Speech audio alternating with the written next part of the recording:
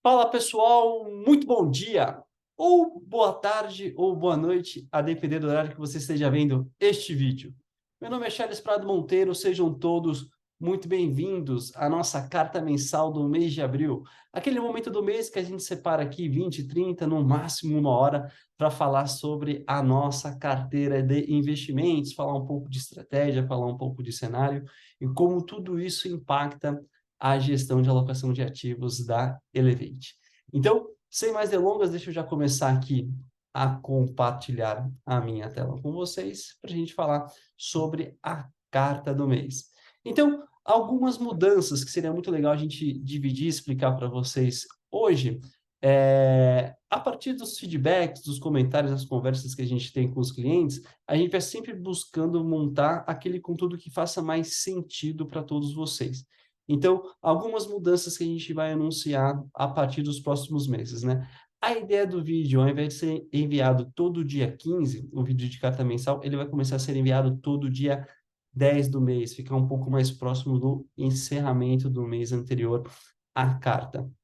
Um outro ponto também acho que seria muito legal dividir com vocês, a gente vê hoje muitos clientes, né, perguntando sobre teses de investimento das ações. Então, normalmente como que a gente dividia os vídeos? A gente falava um pouco de performance de carteira de renda fixa, performance de carteira de renda variável, explicava um pouco o macro e entrava no micro, né, usando muito os resultados trimestrais das empresas investidas.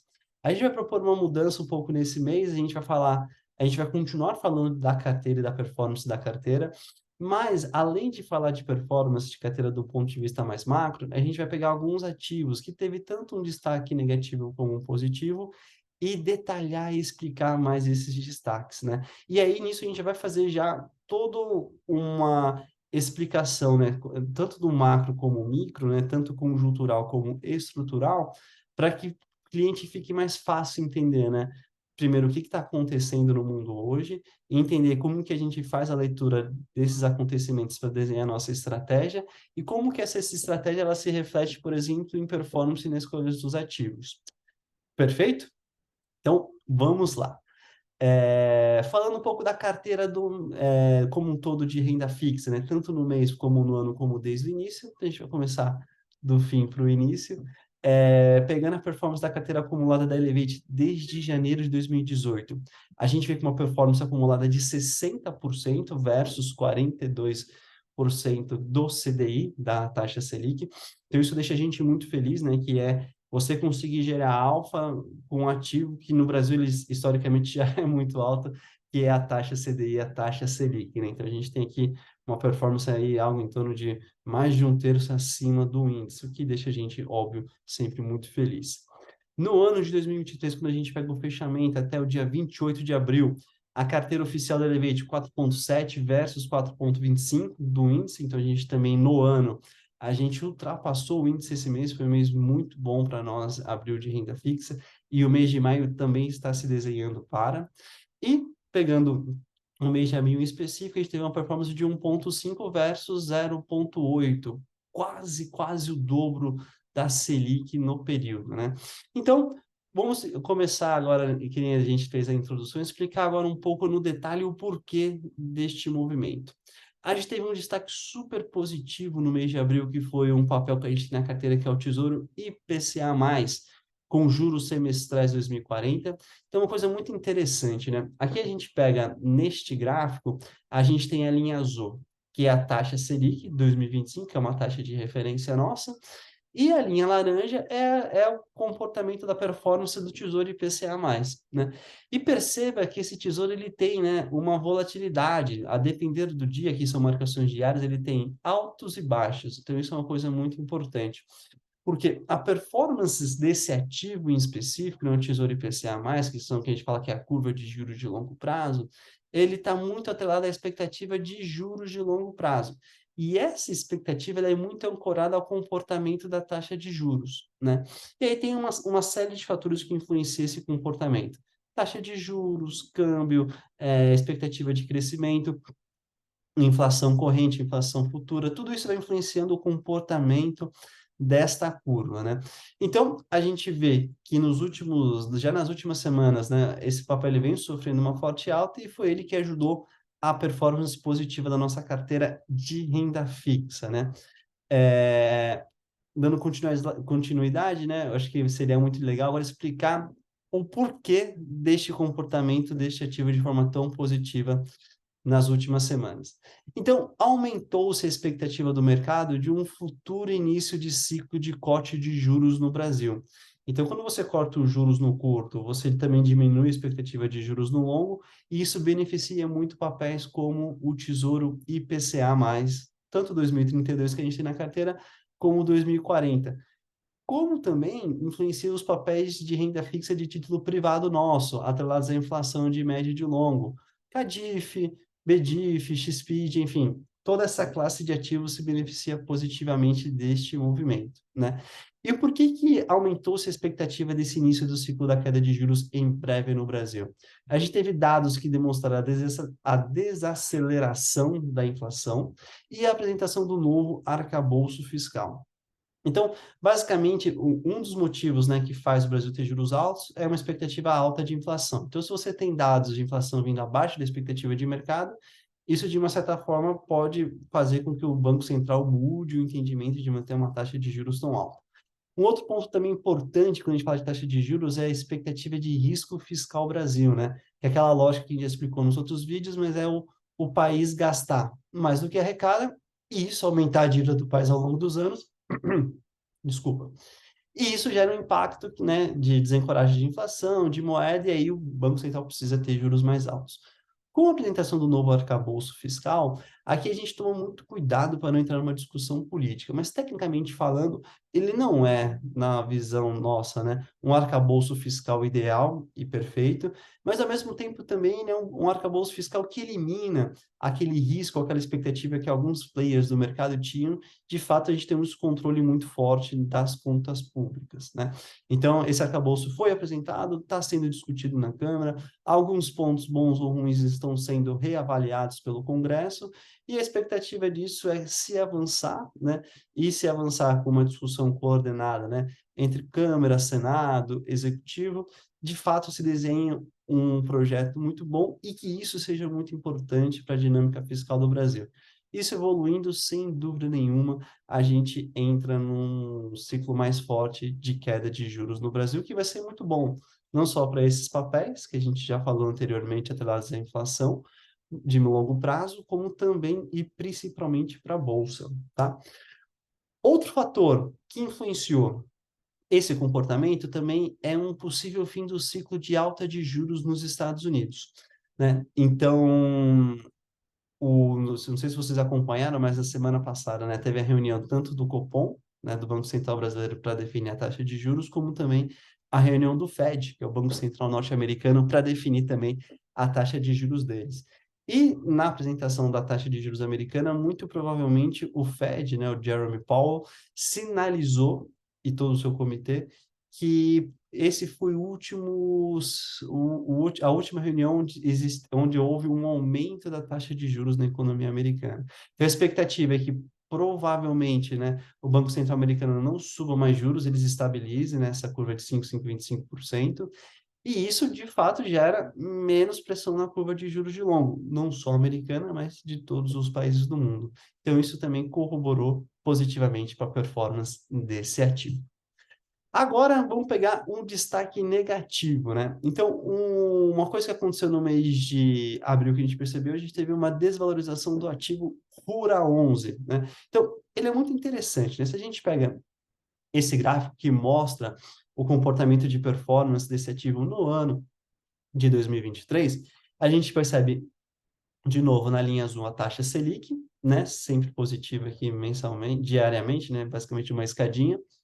E o comportamento do RURA 11. Para quem não conhece o RURA 11 ele é um fiagro de títulos de crédito privado do agronegócio que remunera a Selic mais 3 a 3,5% ao ano, né? O que é uma taxa muito boa. Então, naturalmente, esse papel ele tem uma correlação muito forte com a própria taxa Selic, né? Por mais que ele tenha uma volatilidade de altos e baixos, a gente percebe que a linha amarela, há uma tendência, né, de correlação muito forte da linha laranja com a linha azul. Nas últimas semanas, a gente perdeu essa descorrelação, né? O que que a gente conversando, né, tanto analisando e conversando com outros players de mercado, o que que explicou este comportamento, né? Então, uma primeira sinalização foi uma queda no pagamento de juros por cota. Então, uma outra característica muito importante que vocês perceberam desse ativo de renda fixa é que todo mês ali, se eu não me engano, acho que no primeiro, no todo quinto dia útil de cada mês, eles pagam lá uns juros mensais livres de imposto de renda que são maravilhosos para a nossa carteira, né? E aí, se a gente pega o quanto que esse ativo pagou no mês de abril, ele pagou 9 centavos por cota.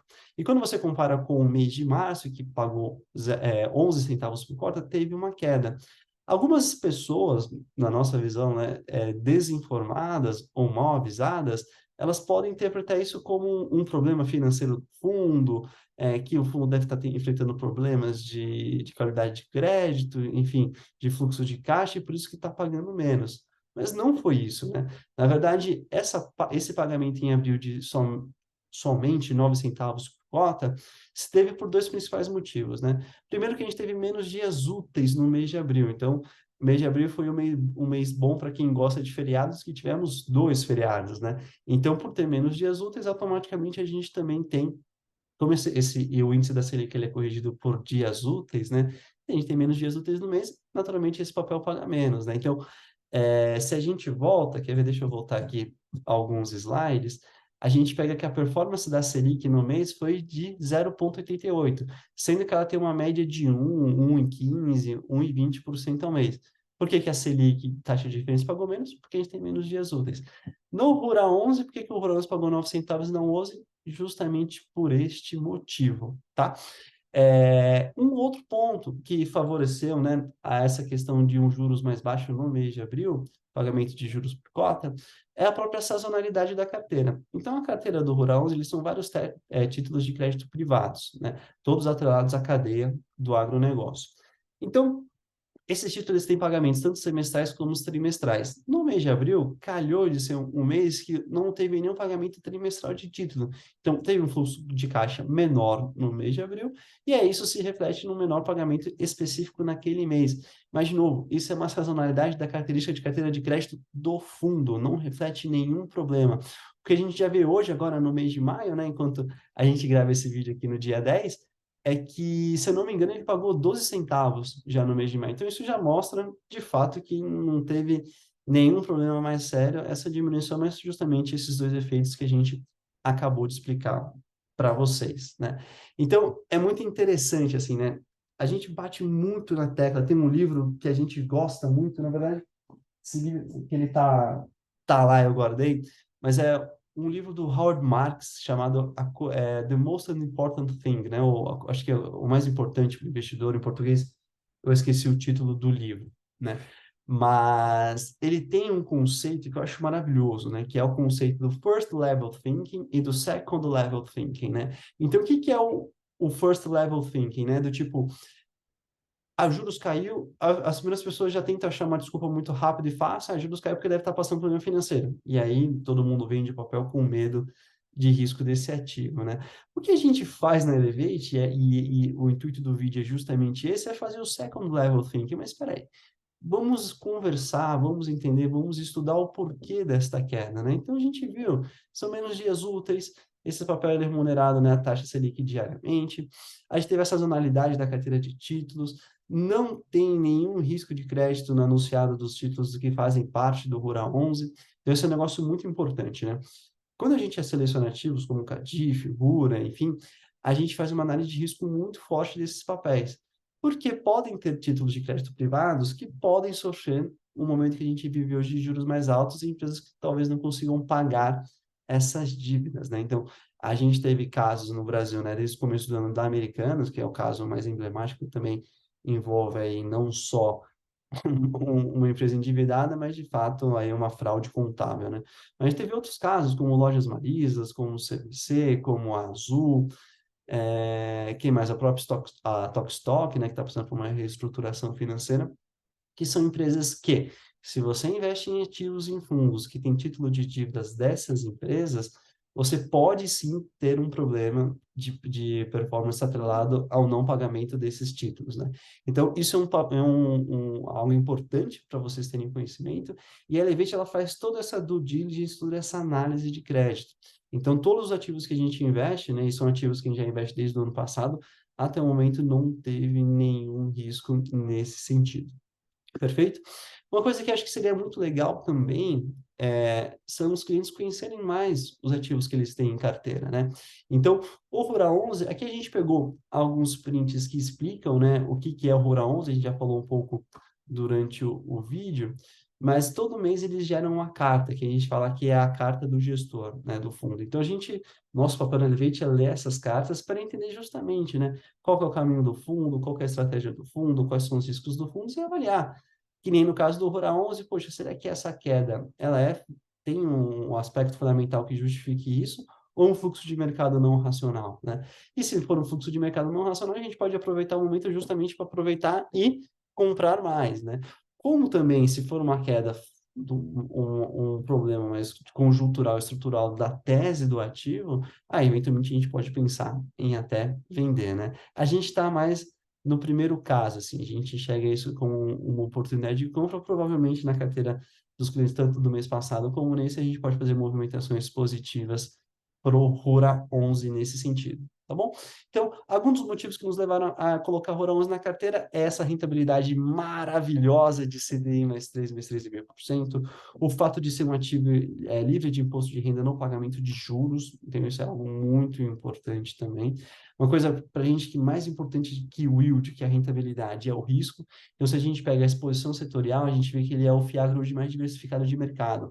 Ele não está muito concentrado, por exemplo, em uma cadeia específica do tipo do açúcar, do etanol, do algodão, da soja, do milho, porque a gente sabe que quando a gente investe, por exemplo, num título de dívida de uma empresa, por exemplo, de soja do centro-oeste brasileiro, a gente concentra muito o nosso risco, né? Tanto numa questão geográfica, então quando a gente fala de agronegócio, a questão climática é super importante, a região, então aquela região pode sofrer algum evento climático específico, isso impactar diretamente a geração de fluxo de caixa daquele negócio, impactar o pagamento dos bonds, né, dos títulos de dívida. Então, isso faz com que você tenha um risco muito maior. Quando você diversifica isso geograficamente entre setores, você diminui essa hora que a gente chama de risco sistêmico e não sistêmico. Então, isso é um ponto super positivo para o Rural 11.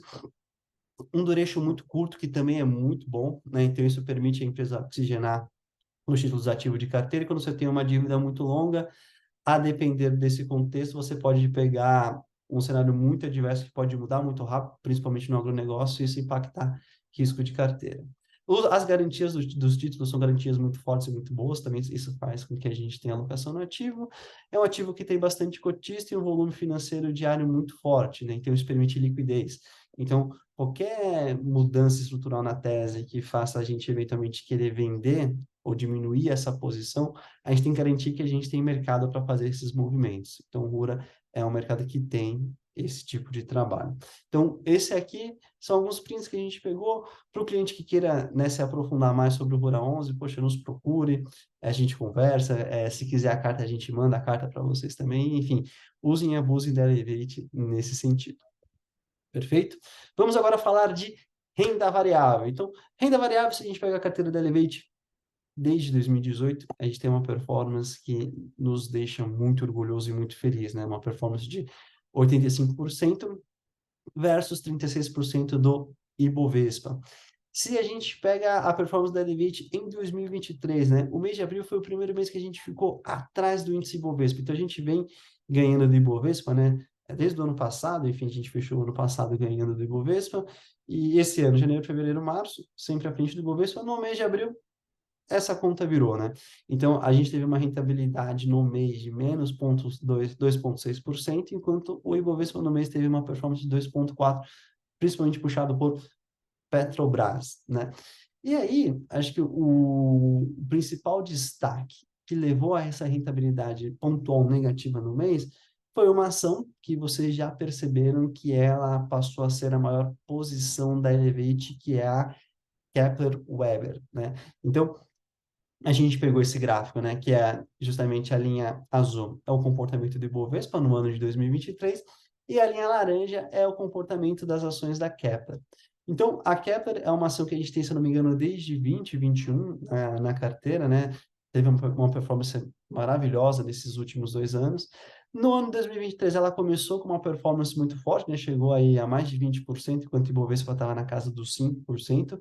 E ela derreteu nas últimas semanas, chegando de mais 20 para menos 25%, né? E vocês perceberam que a gente justamente surfou essa queda da Kepler para aumentar a posição, e isso tornou esse ativo o nosso principal ativo de carteira. E aí tem um principal motivo que dessa queda, né, principalmente acentuada nos últimos dias, que a Kepler publicou o seu balanço financeiro referente ao primeiro trimestre de 2023. E na leitura do mercado em geral, vem um número abaixo da expectativa da companhia, que a gente também vai aproveitar a reunião de hoje para falar da publicação do primeiro TRI, né? Mas, antes de falar de publicação de primeiro TRI, aqui eu vou abrir um parênteses, que foi o feedback que a gente recebeu de todos os nossos clientes, né? Então, muitos clientes eles têm mais curiosidade de entender como é que é um processo de seleção de uma empresa para compor a carteira da Elevate. Então, a gente tem duas análises, né? Uma análise qualitativa e uma análise quantitativa. Na análise qualitativa, a gente avalia, né? Desde aspectos que a gente fala o inglês, né? O ESG, né? Então, a gente tem um formulário. Tem poucas perguntas, algo em torno de 350 perguntas que a gente avalia, né? Que a gente analisa tanto aspectos de governança do negócio, aspectos sociais, aspectos ambientais, aspectos econômicos e aspectos de gestão executiva e de pessoas. Então, isso a gente tem uma análise para a gente ver se essa empresa ela passa nesse filtro. Uma vez que ela passa no filtro da Elevate, a gente cria a tese de investimento, que é a estrutura fundamental dessa lógica de por que a gente investe naquela ação, e depois a gente faz uma análise do valuation, de entender o preço da ação, e aí ver se existe o que a gente chama de margem de segurança. Que na Kepler a gente vê uma margem absurda, né? Então, assim, a gente pega o preço da ação e compara, por exemplo, com o potencial que a gente entende que o preço ideal dessa ação seria. Então, se a gente tem uma ação da Kepler que custa hoje 7, e a gente entende que facilmente ela tem o potencial de fechar o ano custando algo em torno de 12 a 16, 12 a 14, existe aqui um potencial de quase dobrar, mais de 100% de valorização. Isso faz com que, depois que a gente define que a Kepler vai ser a nossa posição na carteira, qual que é o tamanho, basicamente, dessa posição. E, nesse sentido, a gente quis aproveitar a carta mensal do mês de abril para dividir com vocês um pouco sobre essa lógica de tese de investimento e o porquê que a gente investe na Kepler Weber. Então, antes de a gente começar a explicar a tese, uma coisa que é muito importante, né? A Kepler, hoje, ela é uma empresa que fabrica silo para armazenamentos de grãos, tá? Então, o que a empresa faz? Ela fabrica silos de armazenamentos. Então, ela é uma empresa que está atrelada à cadeia do agronegócio, um pouco parecido com a lógica do Rural 11. O que a gente gosta muito da Kepler, né? Ela provê serviços para diversas commodities agrícolas brasileiras, não só brasileiras, mas da América Latina e no mundo, que vocês vão ver mais para frente. Então, ela, de novo, ela não corre um risco específico de uma commodity, né? Do preço da soja, da produção do milho, do preço do açúcar e do etanol no mercado internacional. Ela acaba atendendo todos. Então, isso diminui o risco que a gente, de novo, a lógica de risco sistêmico, não sistêmico ou geográfico nesse sentido, tá? Mas vamos aqui respeitar o formulário da tese, que vai ser muito legal para vocês começarem a, primeiro, conhecer mais a empresa e entender o que essa empresa faz parte da carteira da Elevate, né? Então, quando a gente olha uma lógica primeiro de potencial de mercado, quando a gente, no ponto de vista macro, a gente tem uma tese, né, que é a lógica de crescimento populacional e, consequentemente, uma maior demanda global por alimentos. Então, esse gráfico a gente gosta muito dele, né? Esse infográfico, porque os dados em laranjas é os dados de 2022 da população, né? Então, a população 7,9 bi de pessoas, na verdade, já ultrapassou, né, esses dados do Banco Mundial referente ao começo do ano, se eu não me engano, já publicou-se um balanço que a gente ultrapassou a marca de 8 bilhões de pessoas no mundo, né?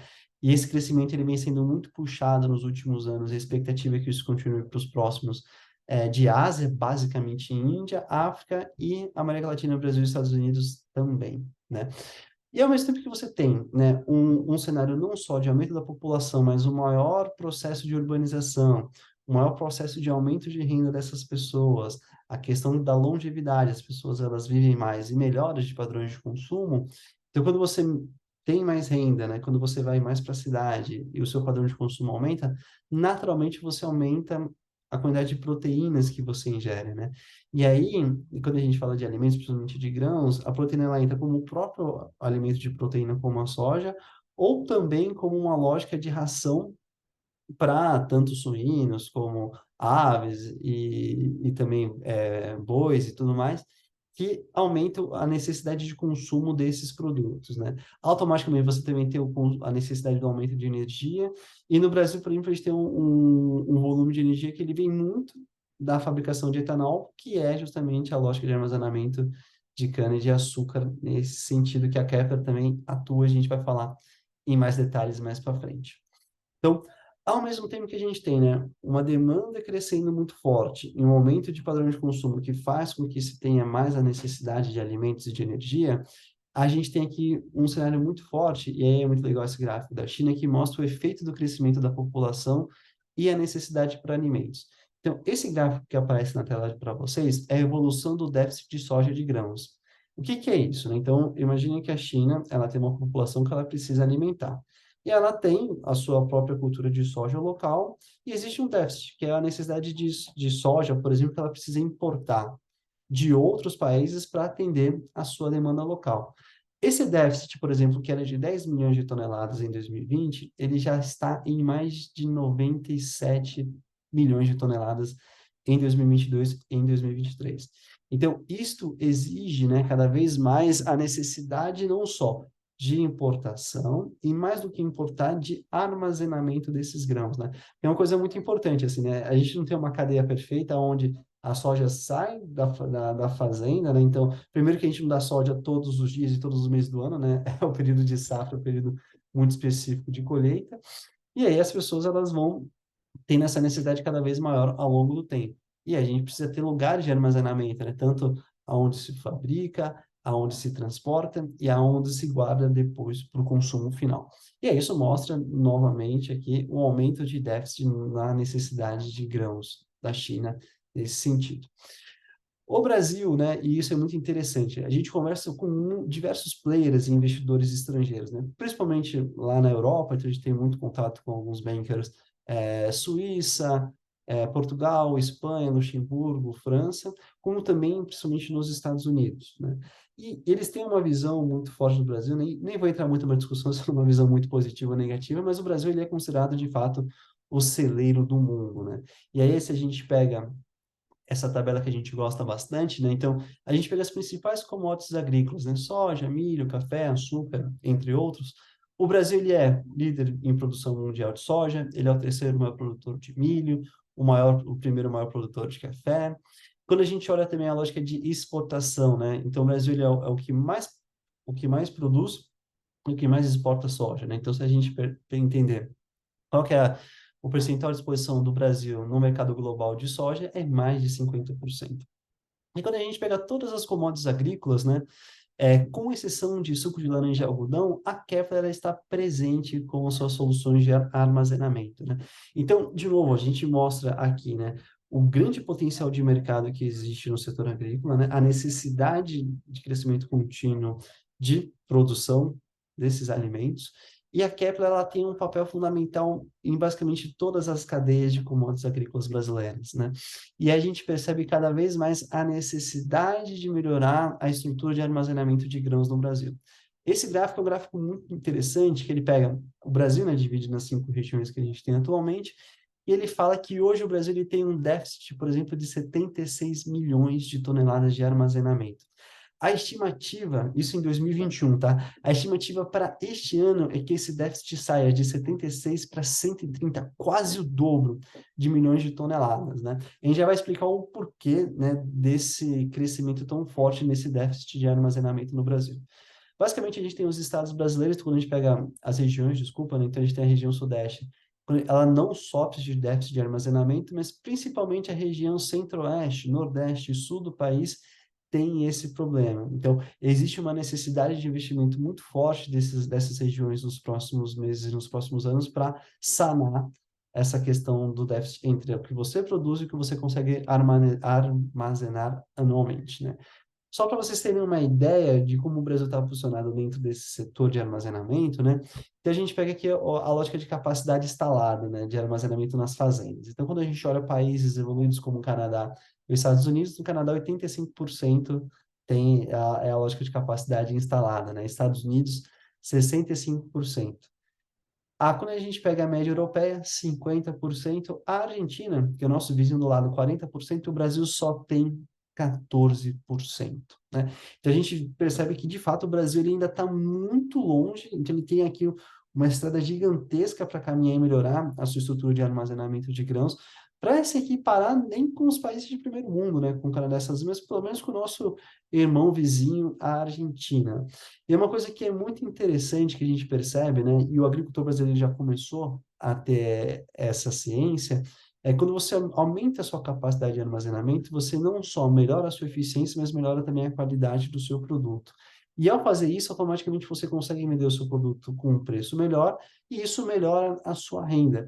Então, o agricultor, e aí é muito interessante que a gente vai conversando com a Kepler, e aí, de novo, não só com as empresas, mas com os seus clientes, com os seus fornecedores, com as empresas, com os principais investidores da empresa também, o agricultor ele já despertou essa necessidade. Então, isso é muito bacana porque, de novo, né, mostra de fato o caminho que o Brasil ele tem aqui digamos assim, um caminho gigante a se percorrer, a correr atrás desse prejuízo de armazenamento, e mais do que isso, o principal cliente da Kepler já percebeu a importância que isso traz, que eu vou até detalhar nos próximos slides. Então, uma coisa é uma lógica de potencial de mercado. Uma outra coisa que é muito importante é a gente entender de fato o cenário agro brasileiro, né? E a competitividade que ele possui hoje. E essa competitividade ele vai se traduzir como o armazenamento, né, sendo um fator crítico de sucesso dentro desse contexto. Vamos falar agora um pouco de produtividade agrícola mundial, né? Então, se a gente pega o aumento de produtividade de 2000 até 2019, que é esse dado aqui do IPEA, é muito bacana a gente ver que o Brasil é o país que tem o melhor índice de produtividade, né? A gente compara os Estados Unidos com 0,5% ao ano, a gente compara a Argentina com 0,05%, a gente pega a China com 2%, o Brasil tem mais de 3% de crescimento acumulado, né? E isso, basicamente, se reflete nesses números que aqui, esse gráfico, para mim, ele assusta positivamente a gente nesse sentido, né? Então, se a gente pega, esse gráfico ele faz uma relação, né, da safra de grãos, esses dados aqui que estão na linha em milhões de toneladas, e o gráfico de colunas mostra a capacidade estática nossa de armazenagem. Então, se a gente pega 2010, a gente vê que o Brasil ele produzia algo em torno de 150 milhões de toneladas de grãos, e tinha uma capacidade de armazenamento de 138 milhões de toneladas. Então, o armazenamento estava muito próximo da capacidade de produção brasileira. A gente começa a perceber uma tendência que se inicia, né, em 13 e 14, tem uma queda em 16 por uma questão de mercado, né, na verdade foi aquela época do impeachment, como também teve toda uma lógica de conjuntura de clima que favoreceu negativamente essa produção.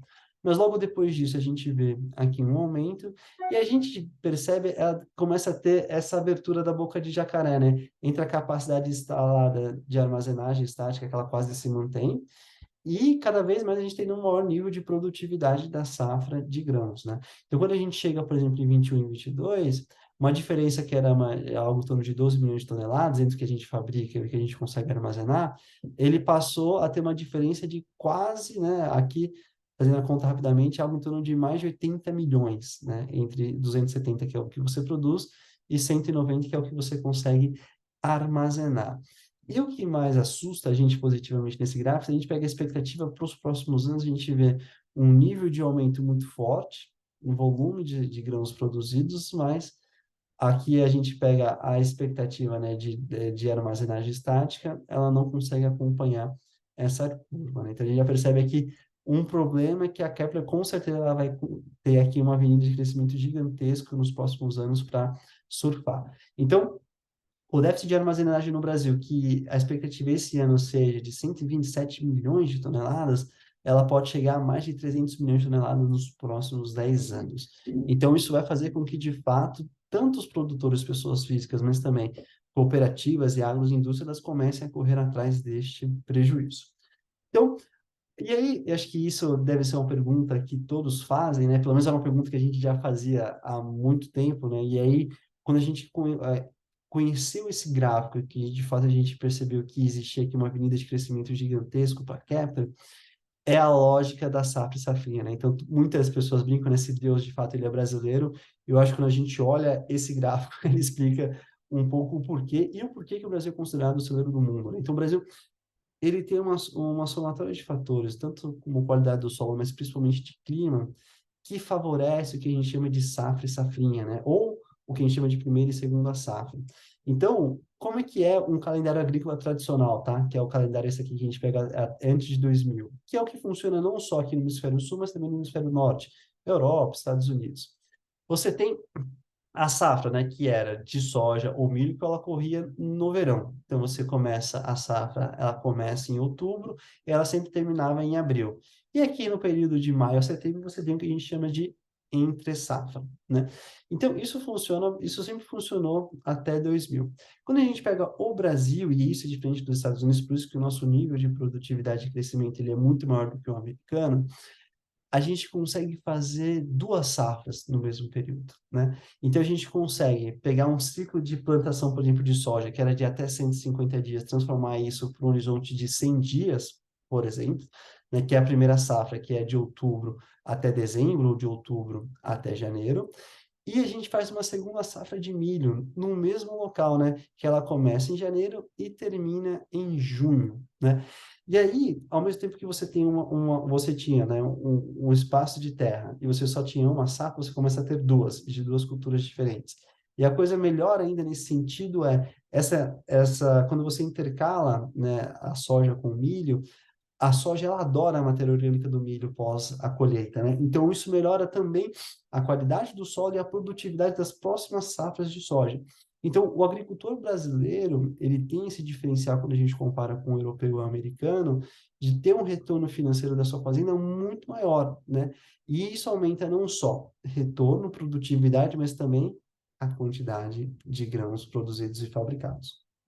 Então, dentro desse cenário, né, aí aqui tudo que eu falei já está um pouco antecipado nesses gráficos, né, mas o crescimento da produção de grãos, né, dos últimos aqui 10 anos, enquanto os Estados Unidos cresceu 0,4%, o Brasil cresceu 5,8%, né? Então, de novo, para a Kepler isso é super importante que se traduz em um mercado abundante para armazenamento desse aumento, desse salto que o Brasil vem dando em produção de alimentos.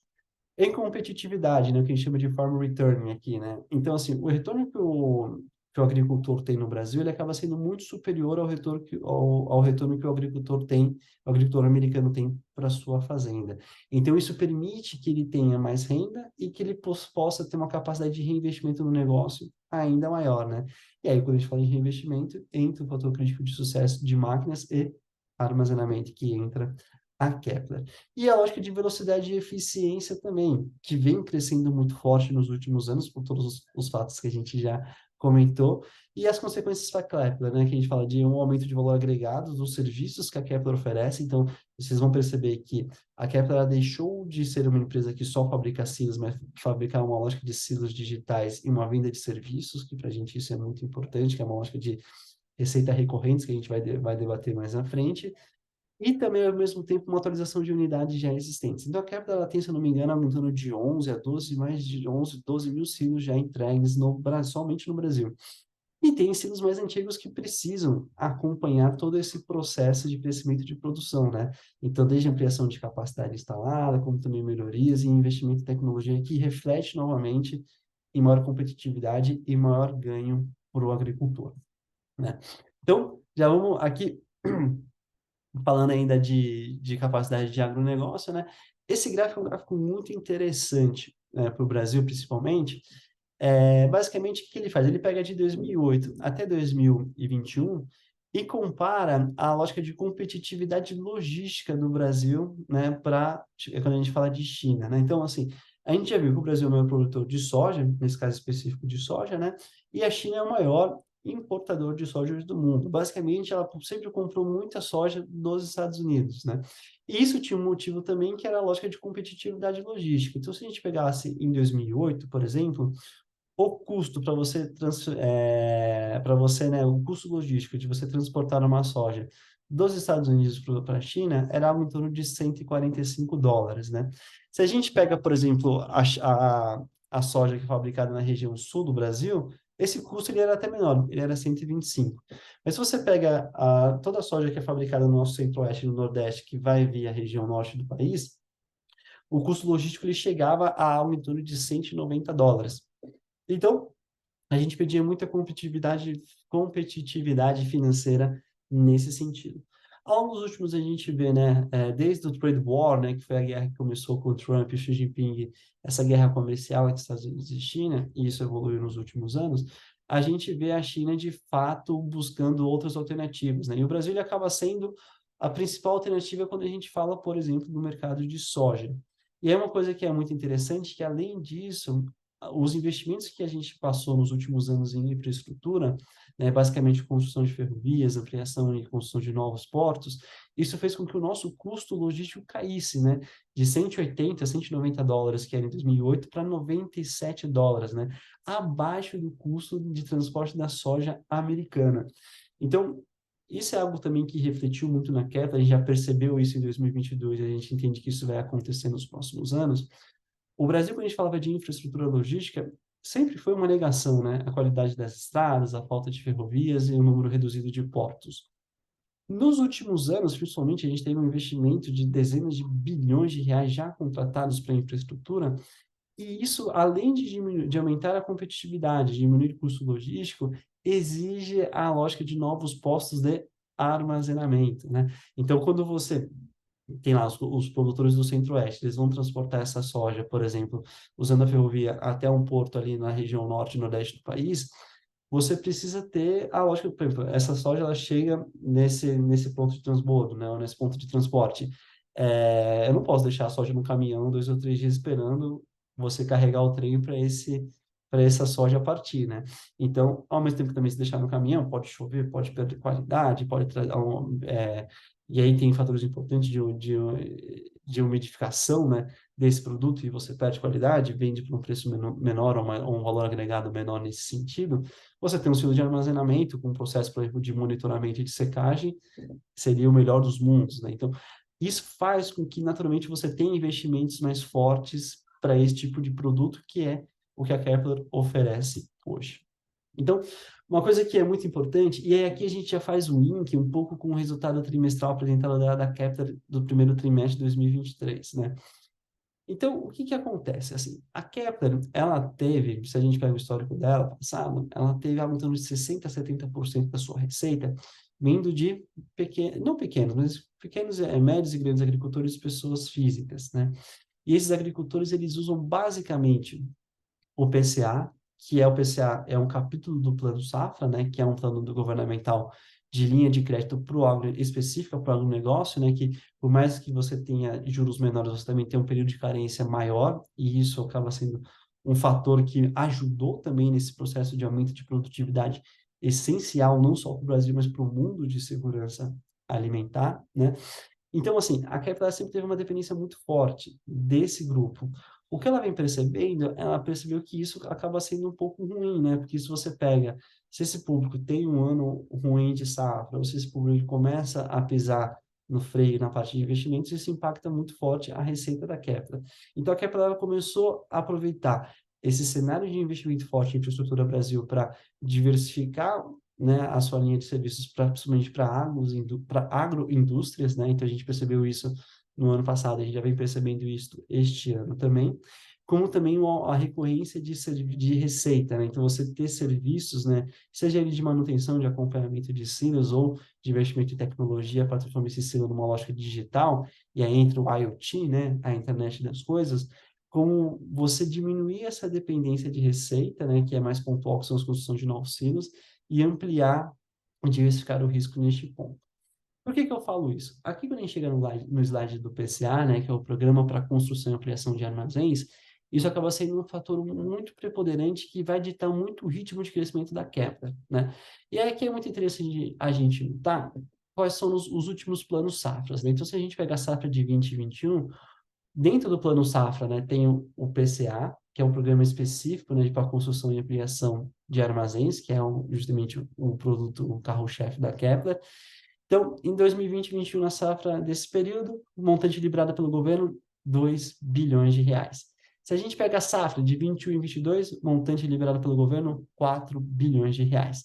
Se a gente pega a safra 22 e 23, montante liberado, 5 bilhões de reais, né? Então, a gente percebe uma tendência, e aí, de fato, o governo ele vem aumentando a linha de crédito, porque ao mesmo tempo ele percebe que o risco é muito baixo, né? Porque é um setor pujante de crescimento contínuo e que tem, né, toda uma resiliência que a gente já discutiu de potencial de mercado, de aumento de competitividade brasileira nesse sentido. Mas a gente percebeu que, assim, uma coisa que aconteceu estranha no ano passado é que esse crédito de 5 bilhões, os agricultores tiveram muita dificuldade de aprovação desse crédito via Banco do Brasil e via Caixa, né?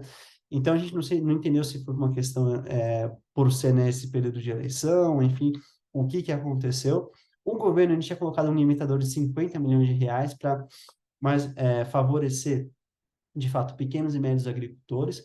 Então, isso fez com que teve, né, uma diminuição desse plano, mas, ao mesmo tempo, a Kepler ela teve o melhor ano da sua história em 2022, né?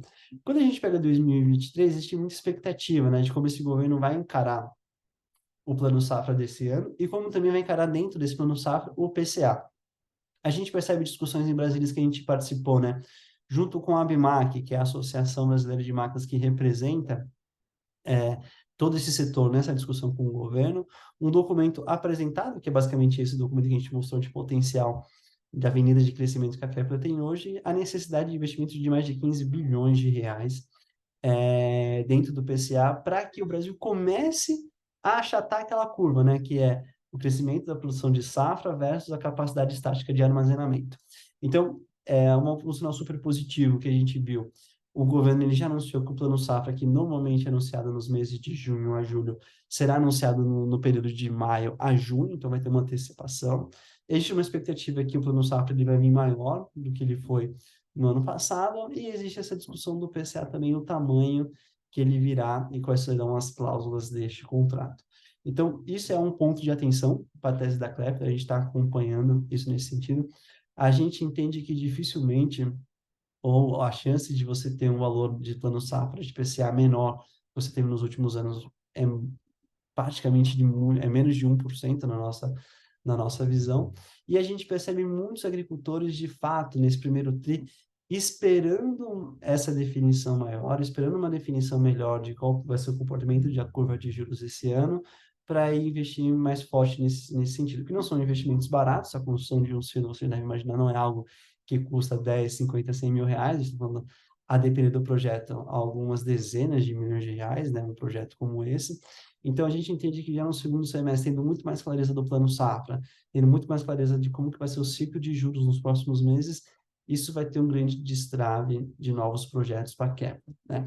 E aí, uma coisa que nesse sentido, porque assim, o agricultor ele percebe a água batendo na bundinha porque ele está aumentando a produção dele, mas ele não tem onde guardar essa produção. Ele sabe que não adianta nada ele colher o milho e soja, deixar no pátio, a chuva vir, estragar a qualidade do grão, e é mais do que isso, né? Pelo próprio taxa de carregamento da água, e você perder aí produto, que aí perde, aí tem toda uma lógica do impacto financeiro que isso causa para ele, né? Então, e aí, e esse slide a gente gosta muito, assim, a gente não vai entrar muito no detalhe nesse plano estratégico que a Kepler fez, que a gente fez uma reunião específica com ele sobre isso, mas foi muito legal esse benchmark da Disney, que é essa lógica da receita recorrente. Então, a Kepler, como eu já falei anteriormente, nos últimos anos, ela tinha muito essa dependência de novos projetos, principalmente para pessoas físicas, né? E ela vem diversificando, principalmente aproveitando esse boom de infraestrutura e conglomerado da agroindústria, né? Então, de grandes produtores, pessoas jurídicas, como também cooperativas, né? Então, assim, se você tem vários agricultores têm um aumento mais forte, né, no volume de produção, talvez esse pequeno agricultor ele não vai ter dinheiro para construir um silo de armazenamento da Kepler. Mas muito provavelmente ele vai se juntar com a sua cooperativa, e isso ocorre muito, né? Aqui interior de São Paulo, Minas, Goiás, Paraná, enfim, se juntam na cooperativa e a cooperativa contrata esse silo de armazenamento.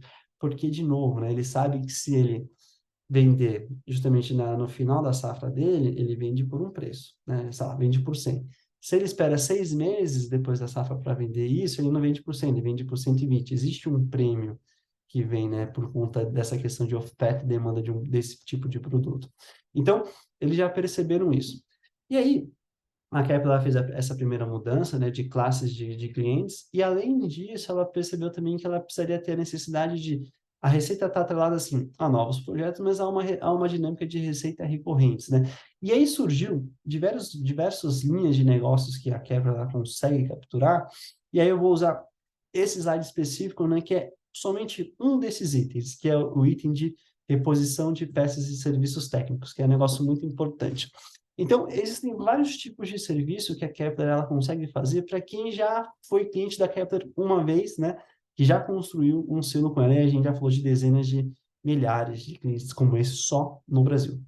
Então, tem todo um processo de adequação de unidades, né? Então, você tem aqui, por exemplo, um silo antigo que não tinha, por exemplo, esse sistema de respiro, né? Que agora são obrigados, não só é obrigado a ter, mas como também melhora a qualidade de armazenamento desse silo. Então, você tem todo um processo de readequação de unidades já antigas, todo um processo, né, de ampliação e modernização, então é justamente um pouco isso, né?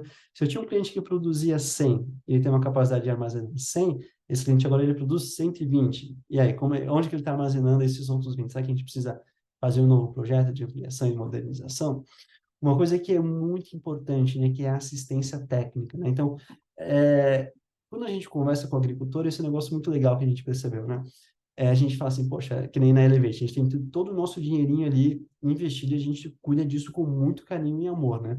Para um produtor, por exemplo, aqui, vamos pegar o caso de soja, esse todo o dinheiro que ele tem, né? Então, ele trabalhou o ano todo e em um ano, e uma vez só, ele recebe todo esse capital. Então, ele tem um carinho e um cuidado muito forte com isso, né? Então, ele sempre vai investir num silo de armazenamento de qualidade e no momento que ele vai fazer esse armazenamento, ele não pode correr o risco de um cano furar, um caneco estourar, um elevador parar de funcionar, e isso vai prejudicar todo o projeto dele, né? Todo o trabalho dele de armazenamento e de garantia, tanto de volume como de qualidade daquele produto. Então, a Kepler ela vem ficando muito mais próxima desses clientes nesse sentido, vem investindo, né, com a aquisição da Procer, né, que é a lógica da internet das coisas, em todo um processo de tecnologia que acaba sendo implementada dentro do silo para evitar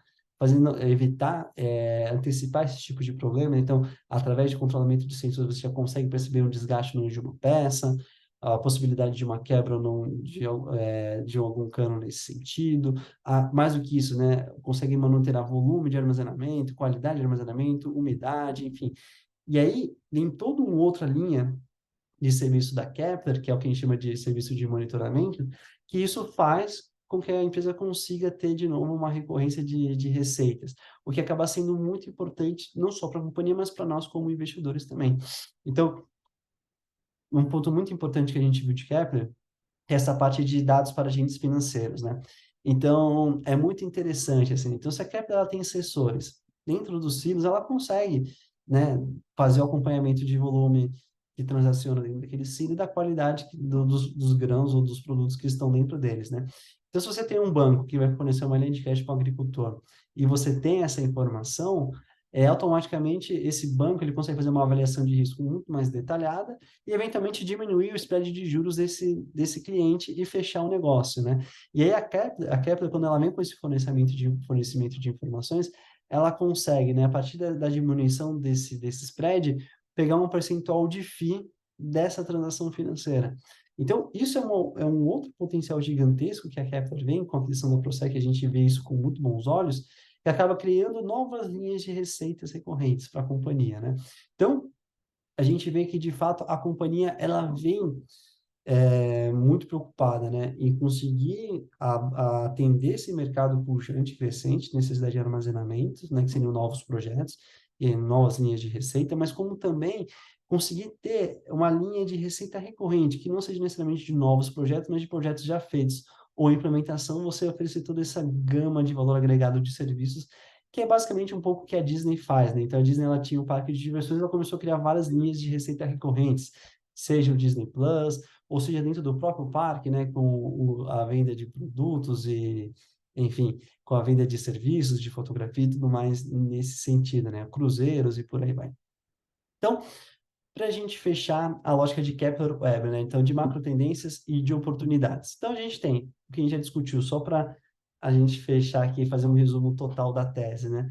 Uma lógica de crescimento da população, que demanda por mais alimentos, um aumento da classe média, né? Melhor padrão de renda, um processo de urbanização e um processo não só, né, de grãos para ração animal, mas como também para biocombustíveis. Então, isso tudo amarra as alavancas de crescimento que a gente entende e o déficit de armazenagem que o Brasil possui hoje, tá? Então, esse é o principal motivo estrutural e fundamental e técnico da nossa posição em Kepler Weber. Espero que vocês tenham gostado dessa primeira parte, né, que a gente explicou agora muito mais uma lógica de fundamentos, né? Agora a gente vai entrar um pouco mais em detalhe na lógica de resultados trimestrais da companhia. Então, uma coisa que é muito importante é o seguinte, né? Quando a gente faz um investimento na Elevate, a gente faz um investimento de médio e longo prazo. Então, a gente está pensando, né, tanto no como é que vai ser a empresa vai performar no próximo ano, nos próximos 2 e nos próximos 5 anos. Isso vai definir se essa empresa ela vai estar ou não dentro da nossa carteira, se existe uma margem de segurança do valor da ação negociada, né? Então, assim, poxa, eu estou comprando uma ação por R$ 10, mas eu imagino que o potencial de valorização é 12. Eu tenho aqui um upside de 20%. Uma outra coisa é comprar uma ação por 10, a gente chega a um potencial que ela vai virar 20. Então, tem um upside de 100%.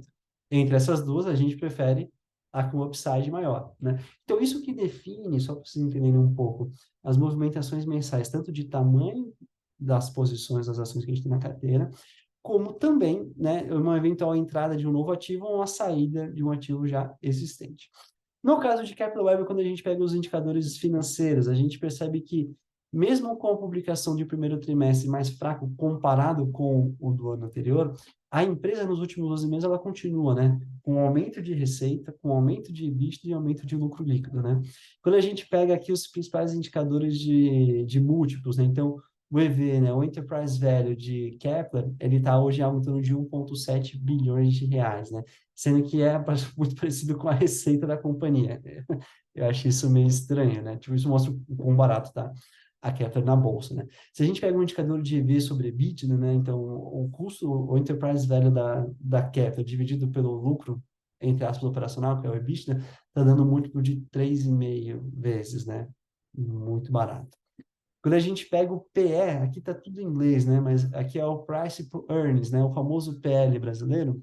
A gente vê que a empresa negocia algo em torno de 4 a 5 vezes lucro, né? Só para você ter uma ideia, o PL histórico da Kepler nos últimos 5 anos ele sempre foi algo em torno de 8 vezes lucro, né? Então, já perceba aqui, se a ação negocia 5 vezes lucro é porque, de fato, existe um desconto aqui de 5 para 8, que é um desconto, na minha opinião, aqui considerável. Assim, a gente está falando aqui de algo em torno de uns 60%, né, de upside. Aqui já fica um pouco a dica de valorização que a gente tem para a companhia, tá? E o earnings per share, né, que é o lucro por ação na casa de 21%, que na nossa visão é muito alto também, tá?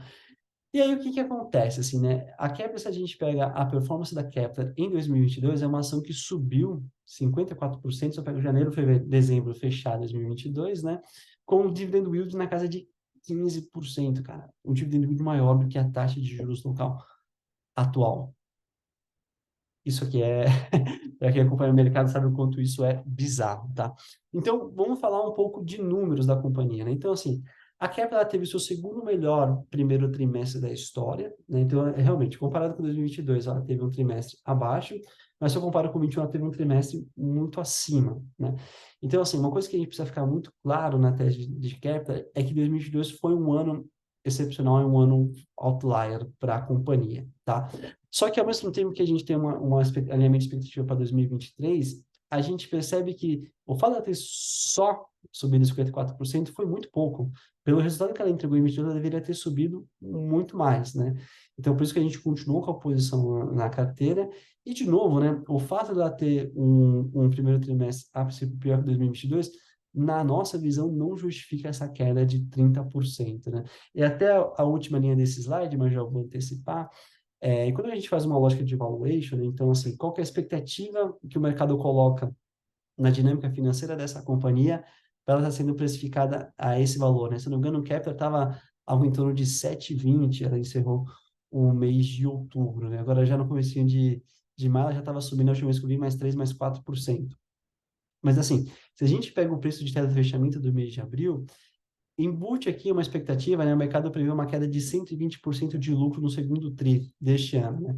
Então, assim, não existe queda de menos 120% de lucro, né? Na verdade, é como se o mercado entendesse que a companhia ela não vai dar lucro, e sim ela vai dar prejuízo, né? E aí é uma coisa muito importante, assim, desde da história da quebra que a gente acompanha, né? Mais forte aí dos últimos 15 anos, basicamente, só em 2016, 17, que a Kepler teve um tri com prejuízo líquido financeiro, né? A gente entende que não é o caso desse segundo trimestre deste ano. Mesmo porque, né? A gente conversando com a Kepler foi um dado muito interessante. Por mais que de produtos, né, de contratos assinados, esse primeiro tri ele foi menor do que o do ano passado, mas ela teve um aumento de mais de 10% no seu pipeline de pedidos. Então, a quantidade de novos contratos e o volume financeiro dos contratos ele é superior ao de 2022. Só que entre esse contrato ele ser feito, construído e assinado, só está faltando a assinatura.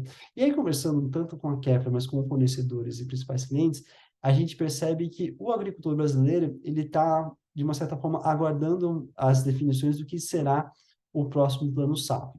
Como também ele está querendo esperar um pouco mais, eu ter mais certeza de qual vai ser a dinâmica de juros para os próximos meses, para ele ter muito mais certeza e garantia de como que ele vai criar dívidas, se endividar para a construção dos silos de armazenamento. Um pouco que a gente já discutiu aqui, eu não vou reforçar, mas é a lógica, né, do foco da empresa este ano no segmento corporativo, que a gente tende a ter maiores projetos, né, e uma facilidade maior de assinatura de contratos para este ano, como também a conclusão da aquisição da Procer, que aí acho que vai ter um start muito forte de tudo que a gente discutiu de aumento de receitas recorrentes, tá? Um dado para fechar, Kepler, e fechar a nossa carta mensal desse mês, essa é uma notícia muito boa, né? Essa semana, pela primeira vez nos últimos 20 anos, a primeira safra, que é aquela primeira linha que eu coloquei para você, ela foi de 190 milhões de toneladas. E só a primeira safra já superou a capacidade de estática de armazenagem brasileira, né? Então, a gente ainda tem agora toda uma segunda safra que a gente não tem aonde guardar esses grãos, né? E o que que isso se reflete? Isso se reflete no prêmio, né, negativo de preço de soja nas cotações de Chicago. Então, o que que acontece? O produtor brasileiro ele está produzindo mais soja. Porém, se ele pega essa produção e não tem onde guardar, ele é obrigado a vender essa soja. Só que se ele é obrigado a vender neste momento, ele vende a soja dele com um deságio, né? Se ele tivesse uma estrutura de armazenamento, onde ele consegue esperar 3 ou 6 meses para fazer essa venda, ele vende por um preço muito maior. Então, é muito interessante a gente ver o agricultor já se arrependendo de não ter ampliado a sua capacidade de armazenamento, porque ele está sendo obrigado a vender um produto abaixo do preço ideal para ele nesse sentido. Então, de novo, né? Como é que a gente tem esse problema de curtíssimo prazo, que é a definição de plano safra e juros de curto para os próximos 3 ou 6 meses, a gente percebe o agricultor cada vez mais sofrendo com a falta de armazenagem. Então, em um momento ou outro, ele vai ter que fazer esse investimento. E a Kepler, ela é líder de mercado com o maior market share, né? Se eu não me engano, o market share da Kepler está entre 40% e 45%, 3 vezes maior do que o segundo produtor de silos no Brasil. E é muito legal que a Kepler ela tem o que a gente chama de uma questão de preço prêmio, né? Então, assim, só para vocês terem uma ideia, um silo da Kepler ele custa de algo em torno de 10 a 20% da média de mercado, por conta da qualidade. Então, é muito importante, interessante a gente ver que agricultores eles procuram a Kepler por ser um produto de qualidade, né? E é isso garante recorrência de compra, garante a melhor implementação de receitas recorrentes, e tem um brand, um top of mind, se não me engano, nos últimos 25 anos, a Kepler ela é top of mind no setor de armazenamento de grãos. Então, basicamente, é essa a nossa visão, né? Tanto da companhia como do seu resultado trimestral. E, de fato, a gente está muito animado com a companhia para os próximos meses. Então, a gente viu esse movimento de queda do preço da ação, né? A gente já viu, né? O mercado, ele é assim, né? Então, se a coisa vai dar certo, ele é super otimista. Se ele acha que alguma coisa vai errado, ele fica super pessimista. E a gente entendeu como uma oportunidade de compra. Então, a gente vai reforçar posição na companhia nos próximos meses, nas próprias atualizações da carteira, e, de novo, isso só vai mudar se, de fato, a gente vê alguma mudança estrutural fundamental na tese, né? E os principais pontos de atenção, de novo, como toda a tese ela tem, acho que vale a gente acompanhar aí nos próximos meses essa questão da definição de plano safra e qual que vai ser o tamanho do PCA deste ano. Então, isso vai dar um horizonte muito maior do potencial de crescimento que a Kepler terá, não só nos próximos trimestres, mas nos próximos anos também. Perfeito, gente? Acho que é isso. O vídeo desse mês ficou, a carta desse mês ficou um pouco mais longa, mas acho que é super importante, super interessante dividir isso aqui com vocês, para vocês entenderem um pouco mais toda a dinâmica que envolve uma tese de investimento, uma análise de valuation, enfim. Apesar que o valor a gente não conseguiu falar muito, senão o vídeo ia ficar muito extenso.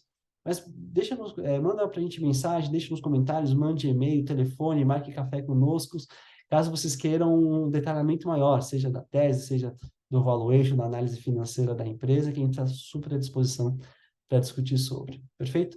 Um grande abraço, fiquem com Deus, um bom dia, uma boa semana e um excelente mês para vocês. Até mais. Tchau, tchau.